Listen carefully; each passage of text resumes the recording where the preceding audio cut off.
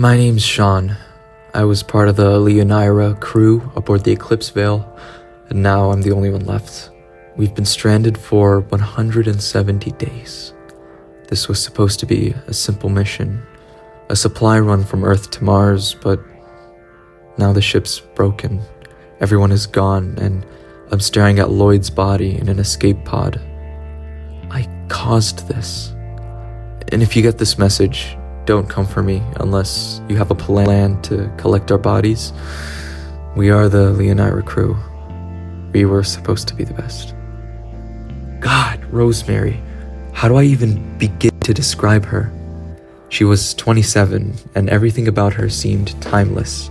Her dark, wavy hair framed a face that was gentle and kind, but her eyes, they were the kind of eyes that could look right into your soul. When she spoke, you listened, not because she demanded it, but because you wanted to. She was our nurse, but she was so much more than that. She was the glue that held us together, the calm in the middle of the storm. When Lance lost his temper or Mira started spiraling into one of her bad moods, it was Rosemary who stepped in and made it all better. And me, I loved her.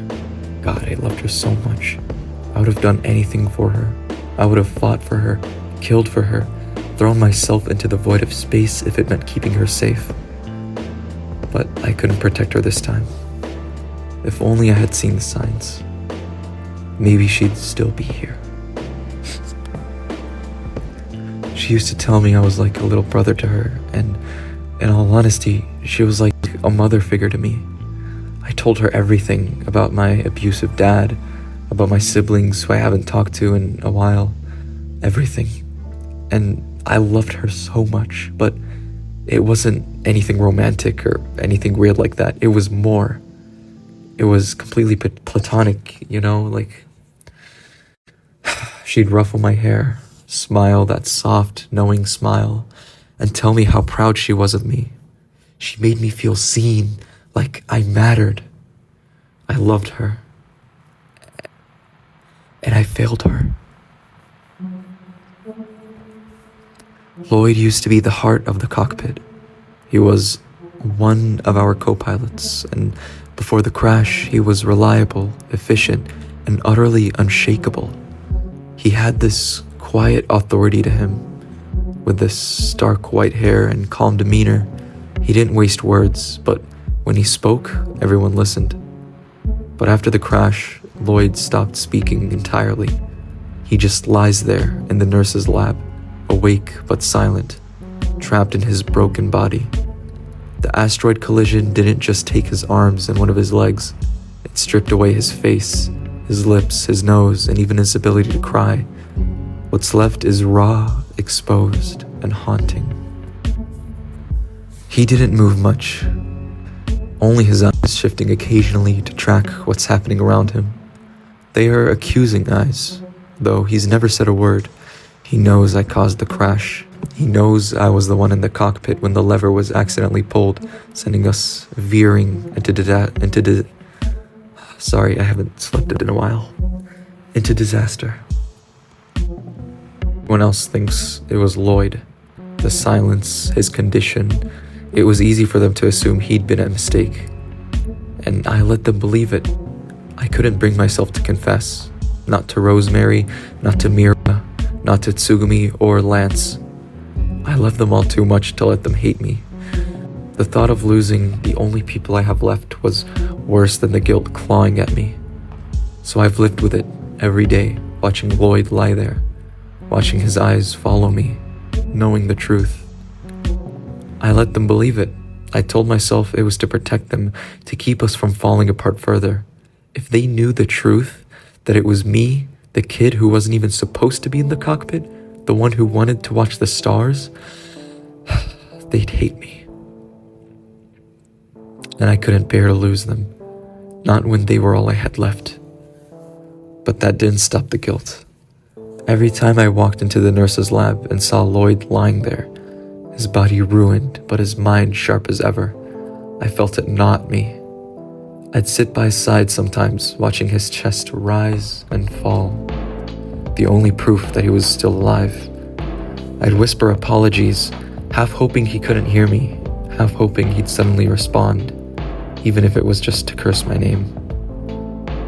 "You should still hate me," I muttered once, my voice cracking. His eyes shifted towards me, cold and unblinking. "You should tell them it was me. I deserve it." He didn't move, he never did, but I could feel the weight of his judgment, heavier than anything I'd ever carried. Lance. Lance was Lloyd's counterpart in the cockpit, and he couldn't have been more different. Where Lloyd was calm and collected, Lance was fiery and unpredictable. He was the kind of guy who could make you laugh one second and yell at you the next. He was passionate, but maybe too much so.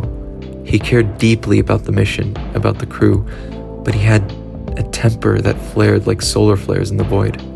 I think the stress of being stranded broke him bit by bit. I watched the cracks widen until he was no longer the Lance I knew. Mira and Tsumugi. Mira and Tsumugi were the ship's workhorses. Mira was the extrovert, the one who made everyone laugh with her bad jokes and goofy impressions. She had this thing with live streaming where she would document every moment of our mission for her small but loyal group of followers. Tsumugi, on the other hand, was quieter, more reserved. She didn't seek attention, but she was the backbone of our operations. Inventory, logistics, maintenance, she handled it all with precision. She and Mira balanced each other out perfectly, two sides of the same coin. The crash. It was just supposed to be another routine part of the ship. We were coasting through the asteroid belt, following our path like 1,000 other ships had done before. Nothing to worry about, just another day at work. But then, everything changed. In a split second, I wasn't even supposed to be in the cockpit, but I was. I don't know why. I don't know why. Maybe I just wanted to see the stars, to be closer to them, but it doesn't matter anymore. That moment when the lever was accidentally pulled, when the ship veered off course, everything fell apart. Lloyd was the one who grabbed me first. He was fast, too fast for me to even think. He yanked me out the cockpit, throwing me onto the hallway just as the ship began to shudder. His hands, strong, precise, pushed me away out of the path of what was coming. I hit the floor, crashing hard against the cold metal. I remember him locking the door and cursing, and hearing the scraping, the terrible screech of metal grinding against the rock. It was like the whole ship was coming apart. The next thing I knew, I was trembling through the hallway. My head was pounding, and my limbs felt like they were made of lead. I couldn't move, couldn't even think straight. I don't know how, but I ended up on the floor of the wreckage. When I managed to lift my head, I saw the chaos. Metal twisted and torn, the alarms blaring in the distance, and I knew what had happened. The sound of silence was the loudest thing I've ever heard. Once the shaking stopped, I crawled through the wreckage, trying to find any sign of life. There was nothing. The lights flickered above, some of them dim and dying, casting a cold, ghostly glow across the shattered corridors. The alarms were still blaring, but their sound felt distant, like they belonged to another world. In this world, the only thing that mattered was finding my crew, my friends. I knew they were still here somewhere. I found Mira first, but she wasn't alive. She was staring right at me as soon as I entered the storage unit, but she was already dead. She was squished shoulder to shoulder in between some wreckage, but that wasn't what killed her. It was this metal beam that seemingly fell out of the ceiling or something. I don't know where it came from, but cut her and went directly through her, puncturing her in her chest and killing her almost instantly. Or at least I hope. Her expression was pleasant, like she had no idea what just happened. Day 148, I think. It was a few days later when we gathered up. I found Rosemary and she helped me carry Tsumugi's body to the rest of the crew. She took Lloyd to the nurse's lab and laid him down in the quiet, sterile room. The worst part was knowing we were stuck here, in the wreckage, with only each other to depend on. The ship was a tomb now, and the crew was shattered, each of us reeling from what had happened. I wasn't ready for the truth to come out, but it did. "Lance," Rosemary said one night, after the others had fallen asleep, "he wasn't just a hothead. He hurt me." The words hit me harder than anything I'd expected. "What do you mean?" Rosemary looked at me, her face pale. "He beat me, Sean. He used to hit me for months. And Lloyd knew. He knew about it, but he never did anything." I sat there, stunned, unable to respond. "Why didn't you—" "I was afraid," she interrupted, her voice quiet. "I didn't know who I could trust, and Lloyd, he never said a word. He just let it happen." Her eyes were filled with pain, a depth of hurt I hadn't seen before. I didn't know how to process it. Lance, the man I thought I understood, who had always seemed so passionate and full of life, was capable of something so horrific. And Lloyd, the one who had been silent all this time, he knew, and he had done nothing. It felt like everything was falling apart. My world, my understanding of the crew, of the people I thought I knew, everything was changing, shifting like a broken star. That night, I couldn't sleep. Every time I closed my eyes, I saw Lloyd's face, the one with nothing left, no lips, no expression, just eyes that haunted me, judging me. I kept on thinking about the moment before the crash, about that lever I pulled, about how everything had gone wrong. Maybe if I hadn't been in the cockpit with Lloyd, if I hadn't let my curiosity pull me there, none of this would have happened. I should have stayed away, but now it's too late, and the crew was already broken.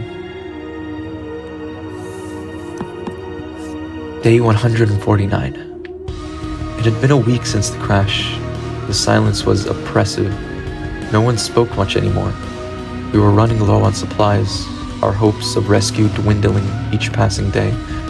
Rosemary and I worked together, trying to keep things together, but trying to maintain some semblance of normalcy was a little difficult.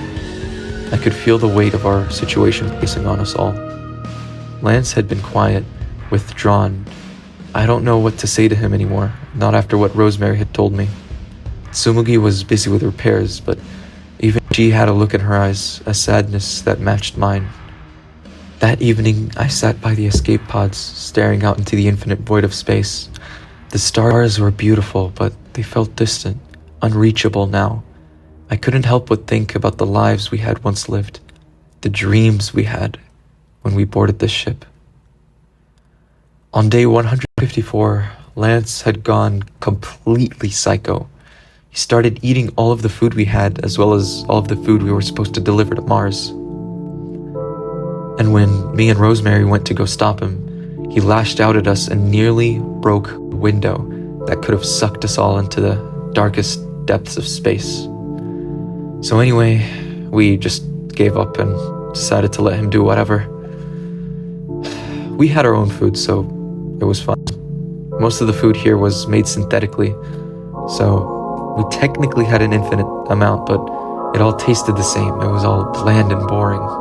So anyway, later that day, I went to the nurse's lab to check on Lloyd, and that's when I saw her. Rosemary had died of an overdose caused by her consuming all of the painkillers we had been using to keep Lloyd alive. I hugged her dead body for what felt like hours. I wish I hugged her tighter. Lloyd was staring at me for what felt like hours, and